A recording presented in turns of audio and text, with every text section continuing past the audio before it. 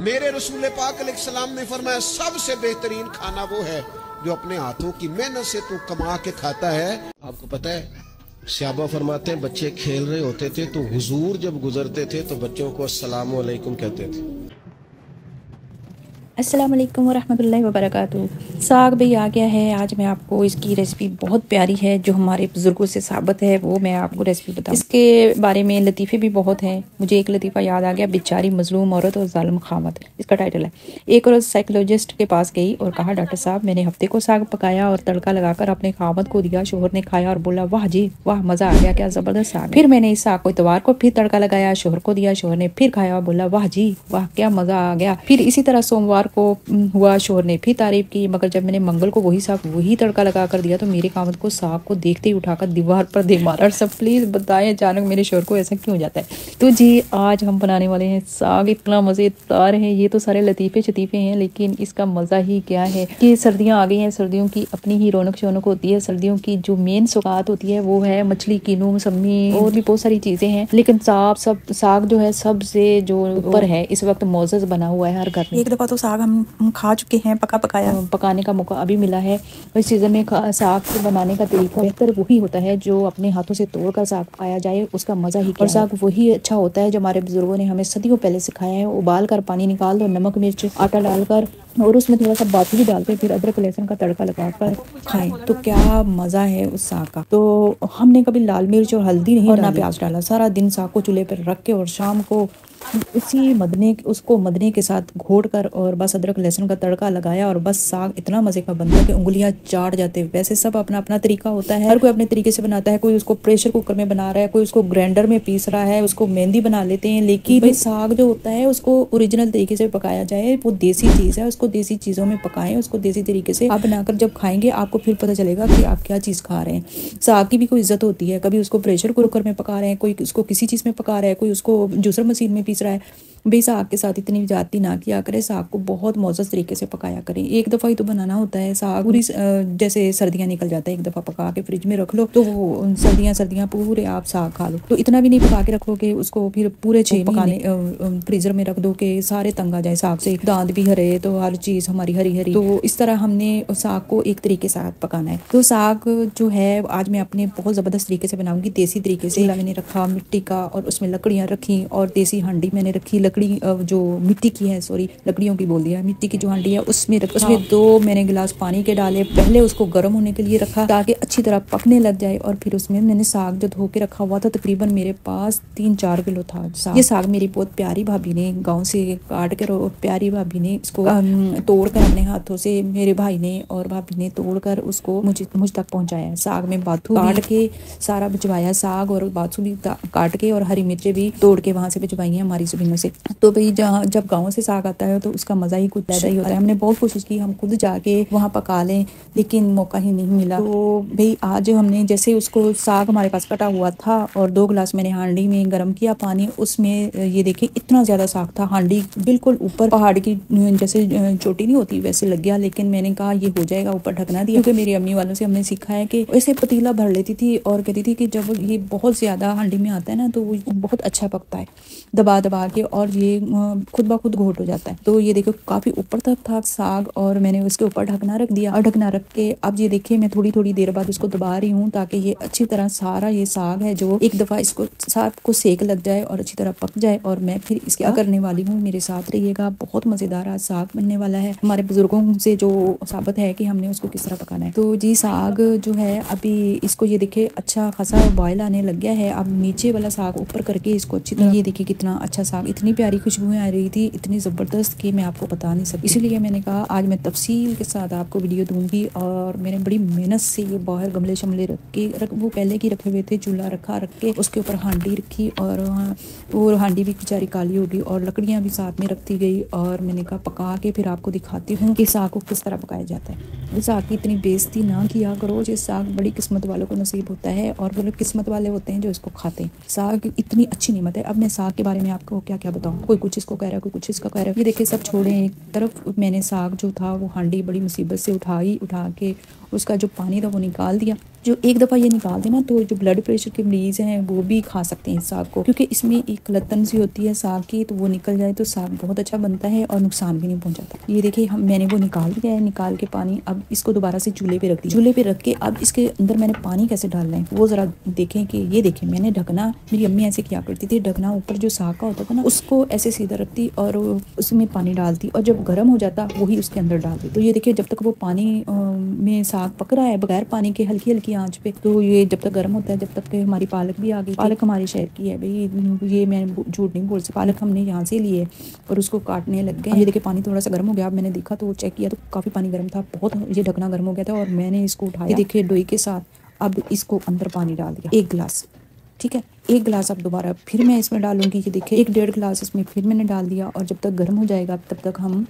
जो पालक है वो काट लेते हैं। थोड़ी सी आंच को तेज़ कर देंगे। ये देखिए लकड़ियाँ मैंने और लगाई चूल्हे में और ये देखिए अब मैं पालक काटने लगी। पालक को काफ़ी तरीके से काटते हैं लोग, मैं तो इस तरह काटती हूँ। साग हो, पालक हो, धनिया हो, कोई भी चीज़ है इस तरह हाथों से दबा के ना फिर इनको कटिंग करें और बहुत जल्दी भी कट जाती है। और 2 किलो मेरे पास पालक थी, 4 किलो साग था, उससे आधी हमने पालक और इसके डंठल वगैरह ये थोड़े ये भी मेरी मम्मी काटने नहीं देती थी, कहती थी सारा जायका इसी में होता है, लेकिन ये मैंने थोड़े थोड़े काट दिए थे और फिर ये कटिंग, ये देखें ये इतनी बारीक कटिंग होती है इस तरह, बहुत ज़बरदस्त और मज़ा भी आता है काटने में और इतना काफ़ी मज़ा भी आया हमें खाने में। सारा दिन सुबह से शाम तक शाम हो गई थी हमारे साग के चक्करों में। तो लेकिन जब साग बनना तो फिर क्या बात है भाई, इतना मज़ेदार कि मैं आपको कुछ बयान नहीं कर सकती। जब आप खाएंगे फिर आपको अंदाज़ा होगा कि साग कैसा बना था।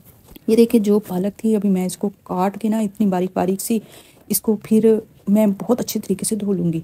इसको धो के, पालक भी काफ़ी मिट्टी होती है ये हमें पता नहीं चलता है। इसको 2-3 पानी से, जैसे बड़ा कोई डूंगा सा बर्तन लेके उसमें पालक डाल दो या साग डाल दो और उसको ज़्यादा पानी में धो और थोड़ी देर के लिए छोड़ दो। मिट्टी जो नीचे बैठ जाती है उसको निकालो और फिर उसको फिर दोबारा से इस तरह 2-3 दफ़ा करके अच्छी तरह साफ़ करके पकाएंगे तो बहुत अच्छी बनती है। ये देखिए अब वो पानी भी गर्म हो गया था, वो मैंने हांडी में डाला और डाल के अब बारी आई है पालक की। तो ये देखिए थोड़ी सी जगह बन गई है पालक के लिए। सारी जो साग से हांडी हमारी भरी हुई थी वो देखिए अभी भी ये नीचे जाए। पानी इसलिए ज़्यादा नहीं डाली क्योंकि हमने पालक की गुंजाइश करनी है, ये नहीं कि पानी से ही हमने हांडी भर देनी है, वो फिर बुर बुर बुर करके ऊपर सारा गिरने लग जाता है इधर उधर को। देखिए अब मैंने साग को बहुत अच्छे तरीके से ऊपर से दबा दबा के ऐसे वो जो साग नहीं पालक को अच्छी तरीके से दबा दबा के ऊपर फिर पहाड़ की जैसी चोटी लगा दी। अब ये देखिए चोटी कहाँ गई, ये सारी वो जब हम पकाते हैं ना ये अंदर चली जाती है। मेरी बहनों परेशान ना हुआ कर, जो भी होता है ना वो जल्दी से हल हो जाता है मामला। अब मैंने मिर्ची पीस कर डाल दी थी और इसमें बाथू से जो साग मिक्स होता है ना, बाथू तो वो खुद ही मदना होता है, ऐसे साग को फोड़ देता है। तो बाथू अगर आपको नहीं भी मिलता कोई मसला नहीं है, पालक ये जो है ना ये भी बहुत अच्छे तरीके से साग के साथ घुल मिल जाती है। और ये देखिए मिर्चें और जो मैंने बाथू डाला था इसको ऊपर नीचे करके इसको दोबारा से अब मैं रखूँगी हल्की आँच पे तकरीबन 1-1.5 घंटे के लिए। अब जो पानी का निकालने का मसला था साग का वो भी हमने निकाल दिया, उबला हुआ पानी, और जो पालक हमने डाली थी वो भी निकाल दी। बाज़ लोग पालक डाल के फिर साग का वो निकालते हैं, ऐसे नहीं निकाला करे, पालक में बहुत गजाइत होती है और वो उसकी ना निकाला करे। और साग में ये देखिए मैंने नमक डाल दिया 2-3 चम्मच भर के और बाद में देखेंगे कि इसमें हरी मिर्चें, बस ये हमारा साग का जो पहला प्रोसेस है ये हमारा पकने जा रहा है। अब देखिए ये साग मैं थोड़ा सा चेक करूँगी, अल्लाह जन्नत नसीब करे। मेरी सासू अम्मी को वो इस तरह का साग खाया करती थी। मुझे प्लेट में डाल के ना थोड़ा सा देसी घी ऊपर डाल के दे दो, देसी घी नहीं भी है दूसरा कोई भी घी डाल के दे दो, मुझे ऐसे ही खाना है, ऐसे ही खाती थी। मुझे भी वही आदत पड़ी हुई, मैं भी ऐसे कच्चा पक्का साग को मुझे बहुत मजा करता है। अब ये देखिए और हांडी आ गई, मैंने इसको रात से जार लगा के रखा हुआ था। मलाई जो जमा थी उसको मैंने थोड़ा से लस्सी डाल के ना अच्छी खासी डाल के फिर रख दिया। मैंने कहा इसमें मक्खन बन जाएगा और साग के साथ बहुत मजा देगा। ये देखिए वो थोड़ा सा मैंने 1-1.5 मिनट, ठंड है ना, मुझे तकरीबन 2 मिनट लगे और ये मक्खन आ गया। तो ये इसको भी बहुत सारे लोग कभी ग्राइंडर में कभी किस चीज़ में करते हैं। मेरी बहनों कोई चीज़ ख़राब करने की ज़रूरत नहीं है, ये चीज़ें इधर लगी उधर लगी ज़ाया हो जाती हैं। तो आप उसी में ये देखिए मैंने अब 1.5 मिनट चलाया है, 1.5-2 मिनट, और हाथ से और वो मक्खन बाहर आ गया। और मैं साथ में मकई का आटा, जो पहले इसकी रेसिपी मैंने आपको दी हुई है मकई की रोटी पकाने का तरीका, कि उसको उबलते पानी में डालें और कैसे पकाना है, मेरे चैनल पे लगी हुई है। और मैं आखिर में एंड स्क्रीन पे इसकी वीडियो भी दे दूंगी। बहुत मज़ा आता है इस रोटी को भी पकाने का। इसी तरह आप पका और फिर मैंने साथ साथ में ये भी पका के रख ली। मैंने कहा जब तक वो उसको घोटने की देर होगी तो जब तक मैं रोटियाँ पका लूंगी। अब भैया अब ये आगे घोटने की बारी, अब सारा टब्बर आ गया। वो कह रहा है मैंने घोटना है, वो कह रहा है मैंने घोटना है, वो कह रहा है मैंने। कोई आटा डाल रहा है, कोई घोटने से घोट रहा है। तो मैंने कहा तो चलो सारे करते जाओ और मैं जब तक के रोटियां पका लूँ। मकई की रोटियां बना के सारी मैंने पोने में डाल के रख ली और 6-7 रोटियां पका के रख ली, और दूसरी गंदम की भी वो भी इसी तरह रख लेती हूँ। फिर मैंने कहा बाद में साग के ना एक दफा ही रोटियां सारी पका ली। ये देखिए इसमें वो आटा, ये जो बड़े चम्मच है ना, ये मैंने इतने सारे साग में 3 डाले हैं भर भर, और इसमें जो एक लेस आ जाती है साग में, और साग आपस में ऐसे जुड़ जाता है और बहुत अच्छा बनता है और बहुत अच्छे तरीके से घुट जाता है। तो ये देखिए साग जो है, अब देखना कि कैसे बारी बारी सारी जो अपनी लकी होती है ना हसरत, वो पूरी कर रहा है कि मैंने भी घोट के देखना है। जिंदगी में पहली दफा तो घुट रहे हैं। हमारे बनता था, गाँव से आ जाता था, मेरी भाभियाँ बहुत अच्छी हैं, वो पका के मुझे भेज दिया करती थी। मैंने कहा लेकिन मैंने अभी रेसिपी अपनी बहनों के लिए देनी है कि किस तरह असली वाला साग जो हमारे बुजुर्ग बनाते थे वो भी पूरे ताकत से लगा हुआ है। अब इसके बाद थोड़ी देर बाद तीसरा भी आ जाएगा। सब ने जो अपनी हसरत है ना साग घोटने की, वो इसमें पूरी कर रहा है। लेकिन मैं देखती रही सामने बैठ के, और 3 चम्मच इन्होंने डाले आटे के, और ये देखिए पहलवान जो लगे हुए हैं सारे घोटने के लिए। अब ये देखिए सबसे बड़ा पहलवान है, सारा हथियार तो इसका ही है, हाथ जो था इसी का था साग घोटने में। अब ये एक और पहलवान कह रहा है इस तरह नहीं, ऐसे नहीं वैसे। तो इस तरह एक दूसरे को सिखा रहे हैं। पता नहीं उनके लिए ये कौन सी ऐसी चीज़ आ गई बच्चों के लिए कि हमने इस तरह की कभी हमने देखा ही नहीं कि कभी ऐसे हम उनका माएँ जब बनाती हैं तो बच्चों को फिक्र ही नहीं होती। आज पता चला ना कि किस तरह ये साग पकाए जाते हैं। ये देखें इसकी लेस चेक करें साग की, इतनी ज़बरदस्त आई है, इतना मज़ेदार दानेदार हमारा साग बन के तैयार हुआ था। इसका कलर चेक करें। अब दोबारा मैंने हांडी रख दी, हांडी में मैंने डाला थोड़ा घी, देसी असली घी, और उसमें थोड़ा सा मैंने डाल दिया अदरक लहसुन कूट के, और उसको मैंने कूटा, और बाद में मैंने मक्खन के 2-3 चम्मच भर के डाल दिए। इसका जायका मक्खन का इतना मज़ेदार आता है साग का। अब ये देखें अदरक लहसुन थोड़ा सा गोल्डन हो जाए, ज़्यादा इसको ब्राउन नहीं करना होता, इसकी खुशबू फिर पता नहीं अजीब सी हो जाती है। हल्का सा जब ब्राउन हो जाए तो फिर हमने साग इसमें डालना है, और साग डाल के फिर इसको हमने तड़का लगा देना है। ये देखिए हमारे तड़का तैयार हो रहा है साग के लिए। साग मैंने उतार के रख दिया था नीचे। अभी इसके बाद मैंने रोटियां भी बनानी है, साथ रहिएगा मेरे, क्योंकि अभी जाइएगा नहीं, क्योंकि अभी रोटियां बनानी है हमने, और चूल्हा भी जल रहा है, लकड़ियां वगैरह लगी हुई थी। मैंने कहा इस पे मैं रोटियां बना के अभी आपको दिखाऊंगी कितनी अच्छी बनती है। और ये देखिए साग मैंने डाल दिया हांडी में डाल के जो है ना फिर पका लिया। गरम साग था, और ये देखिए बुर कर रहा है, और साग उस ऊपर मैंने डाल दिया है धनिया काट के डाल के, और ये देखें साग का लुक चेक करें। हाय हाय इतनी खुशबू अच्छी आ रही है, इतना मजेदार साग, परफेक्ट। मिर्चें आई, मिर्चें तेज ही थी, खा के थोड़ी सी बंदा करता है, लेकिन साग भाई साग होता ही ऐसे, थोड़ी सी मिर्च अच्छी हो ना तो साग अच्छा लगता है। अगर इतनी भी ज्यादा नहीं, लेकिन थोड़ी सी अच्छी मिर्च हो, कम मिर्च वाला साग नहीं होता। फिर बाद में डालनी पड़ती है कि हम उसमें लाल मिर्चें डाल दी, फिर लाल मिर्चों जब डाल देते हैं वो साग का वो जायका ही नहीं रहता लाल मिर्च डाल के पकाने का।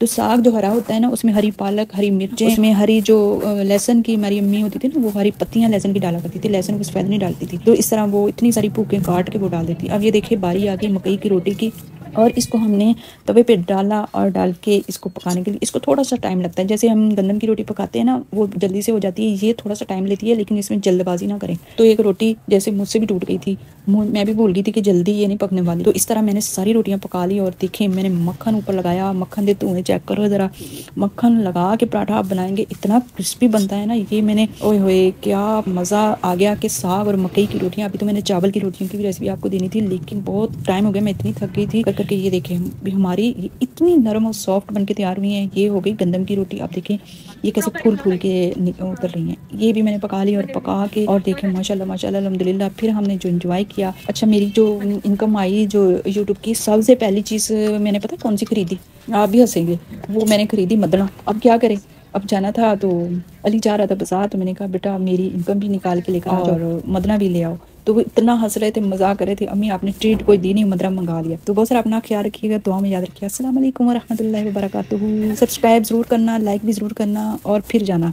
तो मुझे तो दही बहुत पसंद है साग के साथ। आपको किस किस को पसंद है कि दही साग के साथ, दही में साग में दही डाल के खाना बहुत मज़ेदार लगता है। आपको पसंद है तो मुझे ज़रूर बताइएगा किस किस को पसंद है, और मुझे ये भी बताया करिए कि आप किस शहर से कहाँ से मुझे देख रहे हैं, ताकि मैं आपका नाम ले सकूँ और शुक्रिया अदा कर सकूँ। तो बहुत सारा अपना ख्याल रखिएगा, तो हमें याद रखिएगा। अस्सलाम वालेकुम। आपको पता है सहाबा फरमाते हैं बच्चे खेल रहे होते थे तो हुजूर जब गुजरते थे तो बच्चों को अस्सलामु अलैकुम कहते थे। नबी पाक बच्चों को सलाम करते, हुजूर फरमाते अस्सलामु अलैकुम, बच्चों को सलाम करते और पहल करते सलाम लेने में। आप बच्चों को सलाम करना शुरू कर दें, उम्मीद है बच्चे भी सबको सलाम करना शुरू कर देंगे। लेकिन ये इतना बड़ा बुजुर्ग आदमी हूँ मैं, इतना बड़ा पढ़ा लिखा हूँ, मेरी ये शख्सियत है, आपने मुझे सलाम ही नहीं किया, ये तो मुफ्त का रट्टा है। हुजूर बच्चों को सलाम करते ताकि बच्चों को अस्सलामु अलैकुम की समझ आ जाए। ये बच्चों को सिखाएं, उन्हें याद कराएं, और उसका तरीका ये है कि आप